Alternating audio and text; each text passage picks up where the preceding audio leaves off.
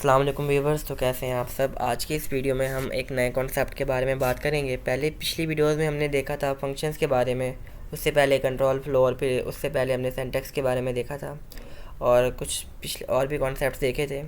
मगर आज की इस वीडियो में हम बात करने वाले हैं अपने C++ के अंदर जो पॉइंटर्स होते हैं वो क्या चीज़ होती है उसके बारे में। तो चलते अपनी स्लाइड को ओपन कर लेते हैं और अपनी वीडियो को स्टार्ट करते हैं। आज हम पढ़ने वाले हैं पॉइंटर्स और रेफरेंसेस के बारे में। हमारे C++ के अंदर पॉइंटर्स क्या चीज़ होती हैं, इनका क्या काम होता है, ये सब आज की इस वीडियो में हम पढ़ेंगे। तो सबसे पहले बात करते हैं पॉइंटर बेसिकली एक वेरिएबल ही होता है, मगर ये हमारे मेमोरी के किसी एड्रेस को स्टोर करता है।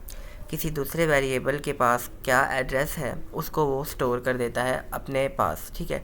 और जब भी हमें उसके एड्रेस की ज़रूरत होती है उस वेरिएबल की, तो हम उस पॉइंटर के ज़रिए वहाँ से ले लेते हैं उसको। ये काम हमारे पास बेसिकली पॉइंटर्स का है। और इनका सिंटैक्स बेसिकली होता क्या है कि हमने बस स्टैटिक का ऑपरेटर यूज़ करना है वेरिएबल का नाम लिखने से पहले, और जिस वेरिएबल का एड्रेस हमने उसको असाइन करना है उसके साथ हमें एंड का ऑपरेटर यूज़ करना पड़ता है, ठीक है। एंड ऑपरेटर किसी भी वेरिएबल को उसके एड्रेस में कन्वर्ट करने के लिए यूज़ किया जाता है, ठीक है। अब ptr एक पॉइंटर वेरिएबल है जो कि हमें स्टोर क्या करेगा, एड्रेस। और एंड वी हमारे पास ये जो वी वेरिएबल है इसका एड्रेस एंड वी हमें इसका बता देगा। इस वेरिएबल का एड्रेस हमें एंड वी बता रहा है यहाँ पे, और वो ptr को असाइन किया जा रहा है। तो इस तरह हमारा ये काम हो रहा है। और इसके बाद आगे बढ़ते हैं हम पॉइंटर्स पर ऑपरेशंस कैसे किए जाते हैं, मतलब क्या क्या किए जाते हैं। सबसे पहला तो है कि डी रेफरेंसिंग। एक होता है पॉइंटर, हमने एक पॉइंटर बनाया है, ठीक है। अब हम अपने फंक्शन में जहाँ पर भी उस वेरिएबल को कॉल करेंगे ना, ptr यानी उस पॉइंटर वेरिएबल का नाम लेके उसको जहाँ भी अपने फंक्शन में यूज़ करेंगे, तो उसकी डिफ़ॉल्ट वैल्यू क्या होनी चाहिए। हम जिस किस्म का भी वेरिएबल बनाएं तो उसकी डिफ़ॉल्ट वैल्यू हमारे पास, अगर हम इंट का बनाते तो इंटीजर होती है, फ्लोट का बनाते तो फ्लोट होती है।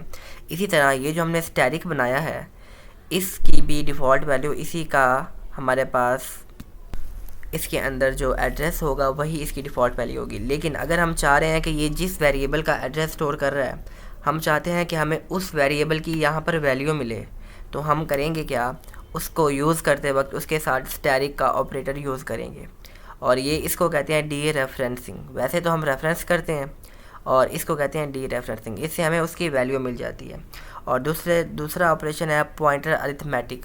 इससे हम करते क्या है कि हम ना, जिस तरह हम एरे के अंदर या किसी वेरिएबल के अंदर एक का इंक्रीमेंट करते हैं ना, हम पहले वेरिएबल की वैल्यू हमारे पास एक होती है, तो फिर हम उस वेरिएबल का नाम प्लस प्लस करें तो हमारे पास अगले वेरिएबल की वैल्यू 2 हो जाती है।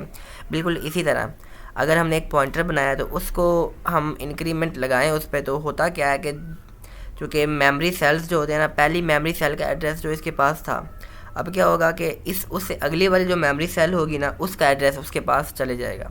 ये बिल्कुल ऐसे ही है। इसका यूज़ ज़्यादा एरेज में होता है। जैसे हमारे पास एक एरे है 10, 20 और 30, उसके एलिमेंट्स हैं, ठीक है। 0 इंडेक्स पे 10 पड़ा है, 1 इंडेक्स पे 20 पड़ा है और 2 इंडेक्स पे 30 पड़ा है। तो पहले ही हमने एक पॉइंटर बनाया है और उसके अंदर जो एरे का इंडेक्स 1, ये 20 एलिमेंट है ना, इसके हमारा जो एरे का इंडेक्स है ना, एरे 1, उसका जो एड्रेस है वो हमने इस ptr को दे दिया। अब इसके ज़रिए जब हम ट्राइवर्स करेंगे ना, तो असल में होता क्या है, एरे में होता है कि कंटीजियस मेमोरी लोकेशन पर एलिमेंट्स पड़े होते हैं। यानी पहले 10 पड़ा था, उससे अगली वाली मेमोरी लोकेशन पे 20 पड़ा है, उससे अगली वाली मेमोरी लोकेशन पे 30 पड़ा है। बिल्कुल इसी तरह जब इसने ptr माइनस माइनस किया है, तो हुआ क्या है कि हमारे जो मेमोरी एड्रेस पहले जो पड़ा था ना इसके अंदर, अब इससे पिछले वाला एड्रेस इसके पास पड़ा होगा। तो पिछले वाले एड्रेस को इसने यहाँ पर अब जो इसके पास एड्रेस हुआ है उसको उसने डी रेफरेंस यहाँ पे स्टैटिक ऑपरेटर यूज़ करते हुए किया है, और डी रेफरेंस से हमें इसकी यहाँ पर वैल्यू मिलेगी। तो कमेंट में इसने बता रखा है कि इसकी आउटपुट हमारे पास 10 होगी। तो चलते हैं इससे आगे कि अगले कॉन्सेप्ट की तरफ। अगला कॉन्सेप्ट हमारे पास है रेफरेंसेस का। तो जैसे पॉइंटर हमारे पास एक वेरिएबल था जो कि एक वेरिएबल के एड्रेस को स्टोर करता था, ठीक है। बिल्कुल इसी तरह रेफरेंस भी एक वेरिएबल ही है, मगर वो एक ही वेरिएबल का दूसरा नाम होता है, ठीक है। हम किसी एक वेरिएबल को किसी दूसरे वेरिएबल से रेफ़र कर देते हैं, तो फिर हम जिसको चाहे यूज़ करें, हम पहला वाला यूज़ करें या रेफरेंस वाला वेरिएबल यूज़ करें, तो कोई फ़र्क नहीं पड़ेगा, ये दोनों एक ही चीज़ होंगी, दो चीज़ों के एक चीज़ के दो नाम हो जाएंगे। बिल्कुल ये इसी इसका सिंटैक्स हमारे पास क्या होता है कि जिस वेरिएबल को हमने रेफरेंस बनाना है ना, एंड ऑपरेटर के यूज़ करते हमने वो दूसरा वेरिएबल बनाना है और पहले वेरिएबल का नाम उसको असाइन कर देना है। ये इसका छोटा सा सिंटैक्स है। अब होगा क्या कि हम ए को यूज़ करें या बी को यूज़ करें, ए पर कोई ऑपरेशन परफॉर्म करें या बी पर करें, वो हमारा कोई फ़र्क नहीं पड़ेगा, ठीक है। अगर बी पर कोई ऑपरेशन परफॉर्म करते हैं तो ए के अंदर ऑटोमेटिकली वो चीज़ चेंज होगी अगर हमने बी के अंदर जो भी मॉडिफिकेशन की है। जैसे कि यहाँ पर बी इज इक्वल टू 3 किया है तो नाउ ए भी हमारे पास 3 ही होगा, ठीक है। जब हम बहुत बाद में प्रोग्राम में ए को कहीं पे यूज़ कर दें तो उसकी वैल्यू 3 होगी ना कि 2 होगी, क्योंकि बी के ज़रिए इस 3 के अंदर तब्दीली कर दी गई है। तो ये है हमारे रेफरेंसेस का कॉन्सेप्ट। और डिफरेंस इनमें क्या है, पॉइंटर को इनिशियलाइज़ किया जा सकता है नल, यानी हम एक पॉइंटर बनाते हैं और उसको कोई मेमोरी एड्रेस नहीं देते। हम ऐसा कर सकते हैं अपने C++ के अंदर, मगर रेफरेंस के साथ ऐसा नहीं किया जा सकता। जब हमने एक रेफरेंस बनाना है तो उसको कोई ना कोई वेरिएबल लाजमी देना है। हम ऐसा नहीं कर सकते कि कोई ऐसा रेफरेंस बनाए जो किसी दूसरे वेरिएबल को रेफर ही ना करे। तो ये चीज़ हमारे C++ के अंदर पॉसिबल नहीं है। और पॉइंटर्स के अंदर एड्रेसेस को चेंज किया जा सकता है मगर रेफरेंस को चेंज नहीं किया जा सकता। यानी एक वेरिएबल जिसको अब रेफ़र कर रहा है अब वो दोबारा किसी और को रेफ़र नहीं करेगा, ठीक है। यानी अगर हमने एक रेफरेंस वेरिएबल बनाया है वेरिएबल ए का, तो अब हम उसी रेफरेंस वेरिएबल को किसी दूसरे वेरिएबल के रेफरेंस के तौर पे यूज़ नहीं कर सकते। ये हमारे पास होता है डिफरेंस छोटा सा इसमें। और सिंटैक्स में डिफरेंस क्या है कि वो पॉइंटर यूज़ करता है या स्टैटिक यूज़ करता है और ये एंड का ऑपरेटर यूज़ करता है, ठीक है।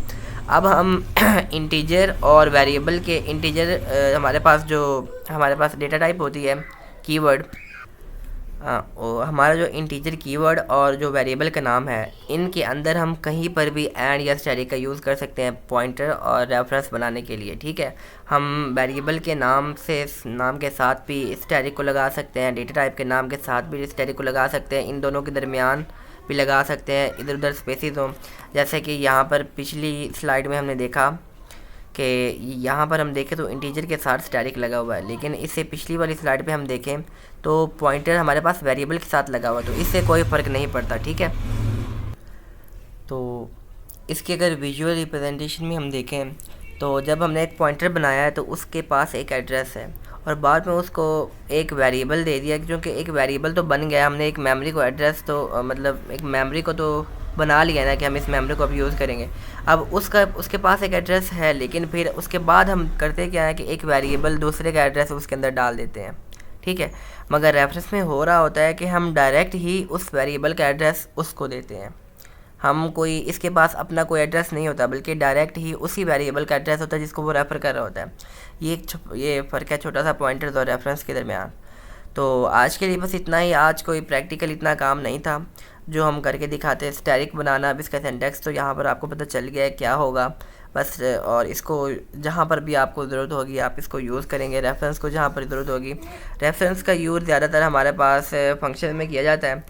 यानी कि कभी कभी हमें ऐसा भी करना पड़ता है कि हम एक फ़ंक्शन बनाते हैं, चूँकि फ़ंक्शन कुछ ना कुछ रिटर्न करता है, मगर वो सिर्फ एक ही वैल्यू रिटर्न करता है, एक ही डेटा टाइप की एक ही वैल्यू रिटर्न करता है। तो उसके लिए हम रेफरेंस का यूज़ करते हैं।